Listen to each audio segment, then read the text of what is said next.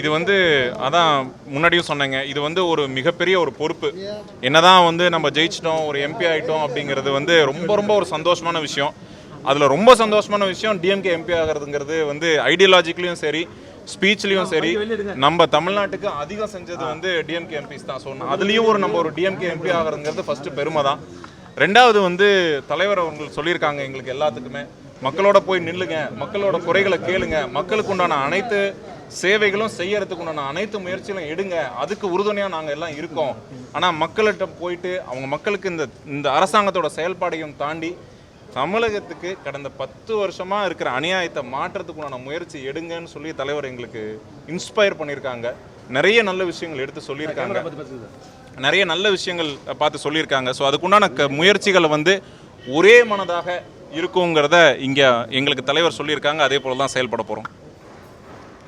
உங்களுடைய தனிப்பட்ட முறையில் உங்கள் தொகுதியினுக்கு மேம்பட என்ன மாதிரியான செயல்பாடுகளை மேற்கொள்ளும்? இப்போ நிறைய பேர் சொல்லுவாங்க எக்ஸ்ட்ராடினரி ப்ராஜெக்ட்ஸ் கொண்டு வரணும் அப்படின்லாம் சொல்லுவாங்க. நம்மளை பொறுத்த வரைக்கும் சிம்பிள் ப்ராஜெக்ட்ஸை எக்ஸ்ட்ராடினரியாக பண்ணணும் தான் நினைக்கிறேன்.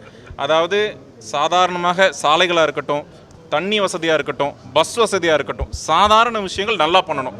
அதுவே ஏகப்பட்ட மக்களுக்கு வந்து போய் சேரணுங்கிறது தான் மக்கள் எங்கள்கிட்ட சொன்னாங்க. நான் போய் எனக்கு இவ்வளோ பெரிய ஃபேக்ட்ரி கொடுங்க, இவ்வளோ வேலை கொடுங்கலாம் மக்கள் எங்கள்கிட்ட கேட்கல. நிறைய விஷயங்கள் வந்து செஞ்சுக்கிட்டு இருக்கீங்க ஐயா, இன்னும் கொஞ்சம் வேகமாக செய்யுங்க, இல்லை எங்களுக்கு வந்து இந்த திட்டங்கள் வந்து வாய்ப்பு இல்லை, எங்களுக்கு பக்கத்து வீட்டுக்கு வருது அப்படிங்கிறது தான் மக்களோட எண்ணமாக இருந்தது இவ்வளோ தேர்தலில். அதனால் இந்த செயல்படக்கூடிய அத்தனை விஷயங்களும் வந்து மக்களுக்கு தேவையான அடிப்படை விஷயங்கள் நிதானமாக அதாவது ஒரு எல்லா டைமும் எந்த ஒரு பிரச்சனையும் இல்லாமல் கிடைக்கிறதுக்கு உண்டான வேலையாக தான் இருக்கும்.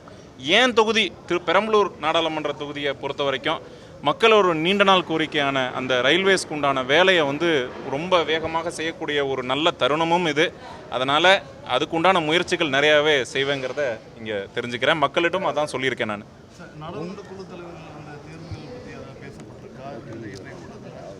அதுக்கு பதில் சொல்கிற இடத்துலையும் இல்லைங்க, இல்லை, அதுக்கு வந்து நம்ம பாரதிய தாங்க சொல்லணும். தமிழ்நாடு எதிர்பார்த்த ஒரு வெற்றி. பாட்டாளி மக்கள் கட்சிக்கு எதிராக வேட்பாளராக கழகத் தலைவர் அவர்கள் அறிவிக்கப்பட்டு கழகத் தலைவர்களுடைய